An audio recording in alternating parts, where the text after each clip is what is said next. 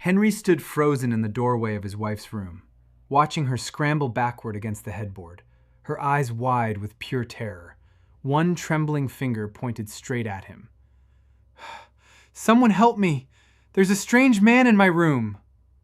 A nurse rushed past him, gently calming Eleanor, guiding her attention away, while another orderly quietly asked Henry to step into the hallway. This was the third time this month. 47 years of marriage, and his own wife now looked at him the exact same way she would look at a burglar who had broken through her window in the middle of the night. Henry sat down heavily on a plastic chair in the hallway, holding the same worn photo album he brought with him every single day, the one filled with pictures of a wedding, 2 children, a lifetime neither of them could remember together anymore, at least not both at the same time. He had done this dance for 3 years now. Walk in smiling, get mistaken for a stranger, wait patiently outside while the staff calmed her down, walk back in slowly, gently, and introduce himself all over again as her husband, hoping today might be the day some small flicker of recognition finally survived. Today, the head nurse walked out to find him before he could try again, an unusual softness in her expression. "Henry," she said quietly, "there's something you need to see before you go back in there."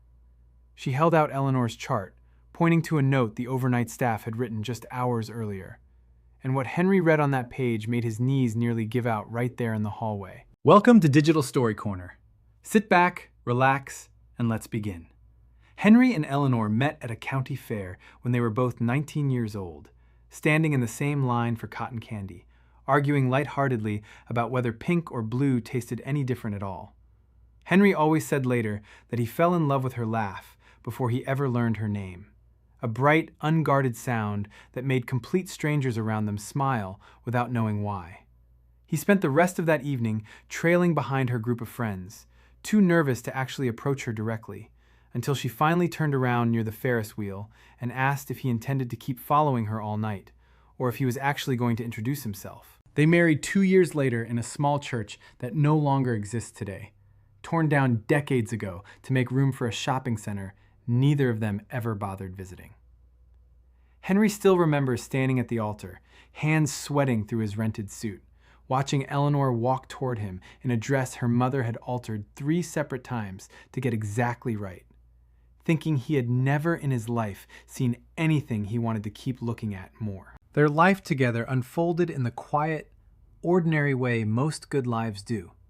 2 children, a modest house they spent 30 years slowly paying off, countless Sunday dinners, small arguments that never lasted longer than a single evening, and an easy, comfortable love that deepened steadily with every passing decade. Henry always said that the secret to a long marriage wasn't grand romantic gestures, but simply choosing, every single morning, to still be curious about the same person you already knew completely. He used to bring her coffee in bed every Saturday for 40 years straight, not because it was expected, but because he simply liked being the reason she smiled first thing in the morning. Eleanor's first symptoms appeared quietly, almost invisibly, nearly 6 years ago. She began forgetting small things at first, misplacing her keys more often than usual, repeating stories she had already told earlier that same day. Henry brushed it off initially, telling himself age simply did that to everyone eventually, joking with her gently about needing a second set of car keys just to keep up. But the day she got lost driving home from a grocery store she had shopped at for over 20 years, calling him in a panic from a gas station 3 miles in the wrong direction, unable to explain how she had ended up there, Henry finally understood something more serious was happening. The diagnosis came 6 months later, after a long series of appointments neither of them had wanted to admit were necessary. Alzheimer's, moderate stage already, likely progressing for at least 2 years before anyone had noticed. Henry remembered sitting in that doctor's office, holding Eleanor's hand, watching her nod along calmly, as though the doctor were discussing someone else's future entirely, not fully grasping yet what those words would eventually mean for both of them. He remembered driving home in complete silence that afternoon, neither of them able to find the right words, until Eleanor finally reached over and squeezed his hand, telling him simply that whatever came next, she was glad it was going to be him beside her through it. The decline over the following years was slow and merciless in equal measure. Eleanor's memory retreated further and further, losing entire decades at a time, until eventually she settled into a strange, shifting version of the past, where she was sometimes a young mother again, sometimes a teenager, and occasionally, painfully, someone who simply did not know Henry at all. There were nights Henry would find her standing in the kitchen at 2 a.m, convinced she needed to get the children ready for school, gently having to explain that their children were grown now, in their 40s, with children of their own, watching confusion and grief pass across her face every single time, as though she were hearing it for the first time. 3 years ago, she moved into a full-time memory care facility, a decision Henry still describes as the hardest of his entire life, made only when caring for her safely at home became impossible. After a night she wandered out the front door in her nightgown and was found 4 blocks away by a neighbor, shivering and unable to explain where she had been trying to go. Every single day since then, without exception, Henry arrived at exactly 10 a.m, carrying that same worn photo album, sitting beside whatever version of Eleanor greeted him that day. Some mornings she called him by name immediately, and those days felt like small, precious miracles, the two of them talking easily for hours, as though no time had passed at all.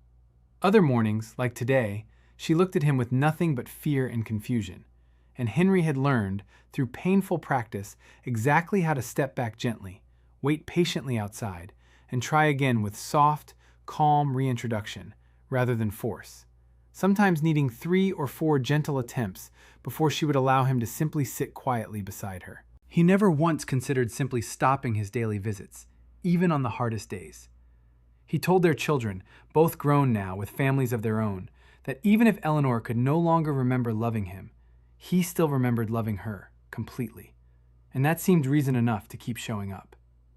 What Henry didn't fully know, until the nurse handed him that chart in the hallway, was that something quiet and remarkable had been happening beneath the surface of Eleanor's forgetting, something the overnight staff had only recently begun to notice and document carefully. The note explained that for the past several weeks, staff had observed Eleanor humming the exact same melody nearly every single evening before falling asleep, an old, slow tune none of the younger staff initially recognized. One nurse, curious, had finally asked Eleanor directly what song it was. Eleanor, in one of her clearer, more present moments, had simply smiled and said, "It's the song from my wedding. I don't remember the man's face anymore, but I remember exactly how safe he made me feel." The chart went on to describe something even more remarkable. Nearly every afternoon, staff would show Eleanor various family photographs to gently encourage engagement, a common practice in memory care. While she rarely recognized any specific person by name anymore, including her own children, there was one particular photograph, an old black and white image from Henry and Eleanor's wedding day, that consistently produced a different reaction entirely.